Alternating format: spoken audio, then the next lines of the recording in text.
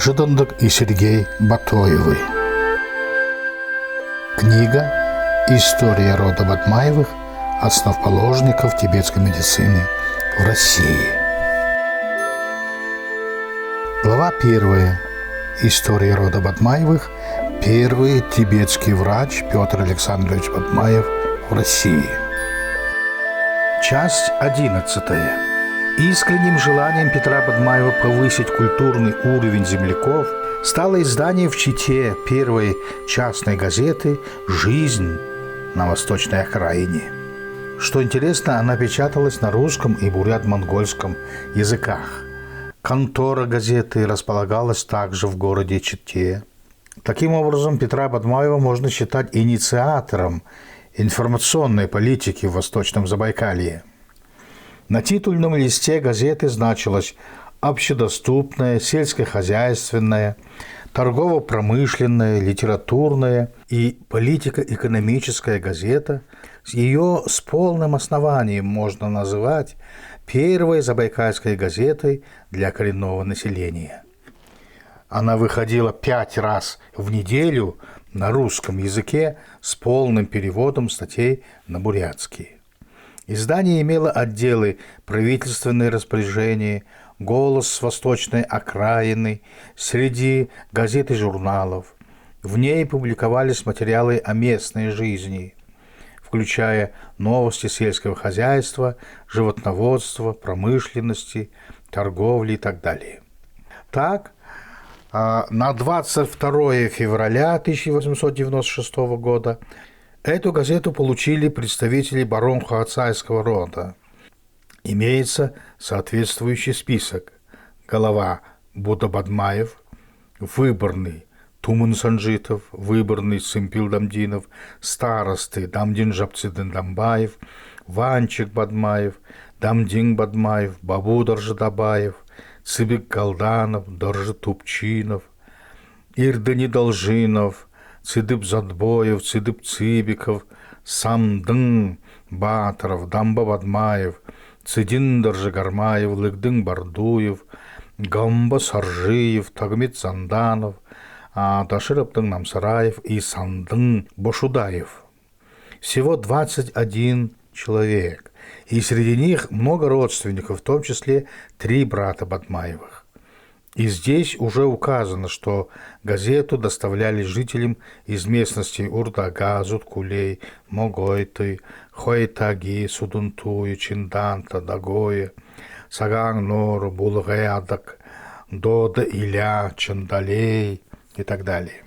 Соответственно, газета доставлялась всего 62 человекам, представителям коренной бурятской национальности.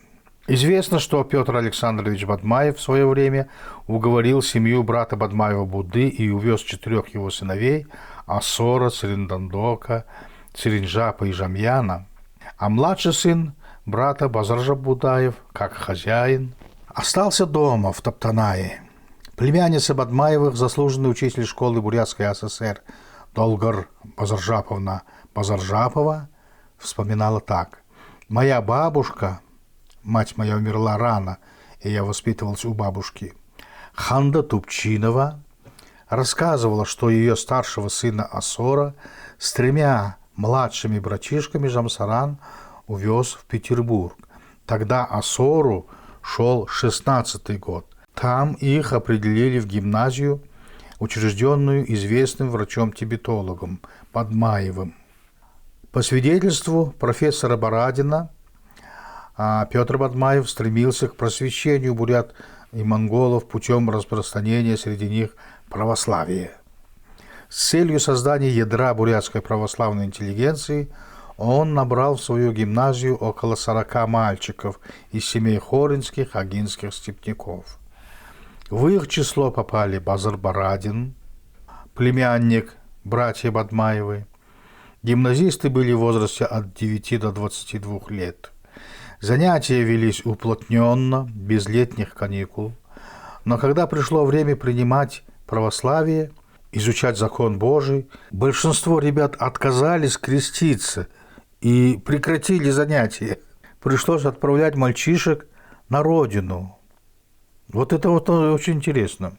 И братья Бадмаевы тоже отправили домой письмо, мольбу. Увезите, мол, а то нас хотят крестить. Рано овдовевшая Ханда Тупчинова на это отреагировала так. Жамсран знает, что лучше. Плохого моим детям не сделает. Таким образом, сыновья Бадмаева Буды остались в Петербурге, приняв православную веру. Из 4 братьев выжили Асар Николай Николаевич и Жамьин Владимир Николаевич. В 1901 году в возрасте 20 лет Будаев Цидын Дандак Георгий Николаевич заболел и умер в Санкт-Петербурге. Будаев Циринджаб Михаил Николаевич погиб в 1920 году в период гражданской войны в России. По сведениям Шихджабдаржиева, в Петербурге Бадмаев создал школу для подготовки переводчиков, писарей, торговцев для направления на работу на восточную окраину страны и за ее пределы с торгово-коммерческими целями. Были подобраны опытные преподаватели, особое внимание уделялось изучению языков и тибетской медицины. Обучались здесь больше дети бадмаевских родственников, приехавшие из агинских степей. Тут учился и будущий известный путешественник в Тибет, ученый Гамбужап Цибиков, а также профессор филологии Цибен Жамсрано. Но Петр Бадмаев, искренне преданный русскому царю, вынуждал своих воспитанников принимать православную веру. Цибиков и Жамсрано отказались, за что попали в немилость к хозяину. Однако дети братьев православие приняли и в большинстве своем остались в Петербурге.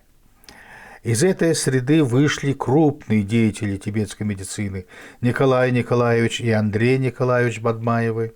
Врачебное дело продолжили внуки и правнуки. Еще на воспитании Петра Бадмаева были сыновья другого брата Бадмаева Дамдина, Дамдинов Ешиним Ламадын и Дамдинов Дагбажалсым. Однако они не приняли православную веру и вернулись домой. В итоге 4 племянников содержал и воспитывал Петр Александрович. Николай Николаевич Бадмаев, Асар, окончил военно-медицинскую академию в 1914 году. Так, впоследствии родственные связи переплелись. Николай Николаевич Бадмаев женился на племяннице Елизаветы Федоровны, Ольги Юзбашевой. У них родились сыновья Кирилл, Михаил и Андрей. А Николай Бадмаев успешно, это Асар, успешно занимался тибетской медициной под руководством своего дяди Петра Бадмаева. Он неоднократно ставил вопрос о необходимости научного анализа тибетской медицины и ее официального признания в России. Доктор Николай Бадмаев не отступает от своих позиций, утверждая, что действие лекарственных средств индотибетской медицины проверялось в течение 20 веков, удовлетворяя почти миллиардное население Индии, Японии, Китая, Тибета и Монголии. Итак, в советское время, благодаря помощи и ходатайству известного деятеля коммунистической партии, профессора, академика Академии наук СССР Николая Ивановича Бухарина, в стенах Всесоюзного института экспериментальной медицины был создан отдел восточной медицины, который Николай Бадмаев и возглавил. Велась большая подготовительная работа, и летом 1937 года в Ленинграде должна была открыться клиника восточной медицины. По приглашению Николая Бадмаева прибыли эмчины Донзанов, Жапов, Гамбоев, Дагбаев и переводчик Санданов, и все было готово к открытию, но не состоялось. Весной 1938 года Николай Николаевич Бадмаев был арестован и осужден военной коллегией Верховного суда СССР от 26 февраля 1939 года к 10 годам ссылки в лагеря строгого режима. Оттуда он уже не вернулся, как и его единомышленники и мчины. По данным Жукдуровой, многие бумаги и книги, касающиеся восточного врачевания, при аресте были реквизированы. Но при всем этом немалое из бесценного наследия мчинов, в том числе рецептура, удалось все же сохранить. Так, по данным книги памяти, Бадмаев Николай Николаевич был дипломированным европейским врачом и в том числе врачом тибетской медицины, являлся директором Ленинградской клиники восточной медицины. Был репрессирован и умер в заключении в 1939 году. По нашим исследованиям, большую роль в развитии тибетской медицины в России сыграл именно Николай Николаевич Бадмаев, то есть Осор. А его сыновья Михаил Николаевич, Кирилл Николаевич и Андрей Николаевич успешно продолжили развитие тибетской медицины в Ленинграде. Соответственно, они все стали врачами и являлись участниками Великой Отечественной войны. Михаил Николаевич Бадмаев являлся полковником медицинской службы и проживал в городе Калининграде. Это сын Осора. Кирилл Николаевич Бадмаев, второй сын, был доктором медицинских наук и жил в Ленинграде. Андрей Николаевич Бадмаев обосновался тоже в Ленинграде. Младший брат Николая, Владимир Николаевич Бадмаев, в дореволюционный период тоже окончил военно-медицинскую академию в Петербурге. Вдвоем с Николаем они были учениками Петра Александровича Бадмаева, познавая тибетскую медицину до 1918 года. В 1918 году племянник Петра Бадмаева Владимир Николаевич Бадмаев, то есть это Жамин, перебрался в Польшу. В Варшаве он также открыл клинику тибетской медицины и успешно лечил больных на протяжении нескольких десятилетий. Являлся вице-президентом крупной фармацевтической компании и сумел наладить выпуск некоторых видов лекарств по рецептам Бадмаева. Петра Бадмаева, конечно. По данным Долгор-Жукдуровой, в 80-е годы XX века его потомки переехали в США. И здесь уже сын Владимира Николаевича Бадмаева, тоже Владимир, наладил выпуск некоторых видов лекарств по рецептам Петра Бадмаева. То, чего, безусловно, пытались добиться Бадмаевы на родине, отчасти удалось реализовать в Америке. Конечно, братьям Николаю Николаевичу и Владимиру Николаевичу более не суждено было увидеться вновь, но их внуки, тоже Николай и Владимир, впоследствии нашли друг друга. Необходимо добавить, что их дети продолжили работу по дальнейшему изучению основ тибетской медицины. В мае 1996 года в Петербурге состоялась все же встреча представителей двух ветвей рода Бадмаевых, троюродных братьев Николая Андреевича и Владимира.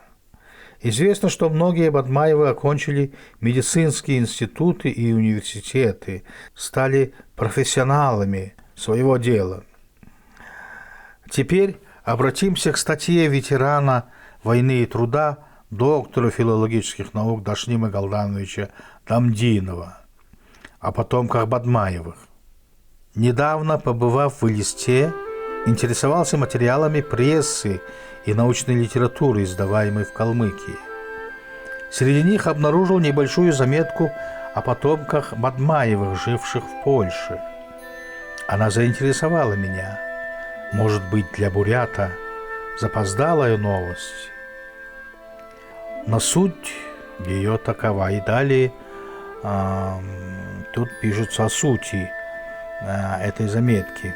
Но на этом мы закончим нашу 11-ю часть. В 12-й части вас ожидают очень интересные повороты судьбы. Конец 11 части.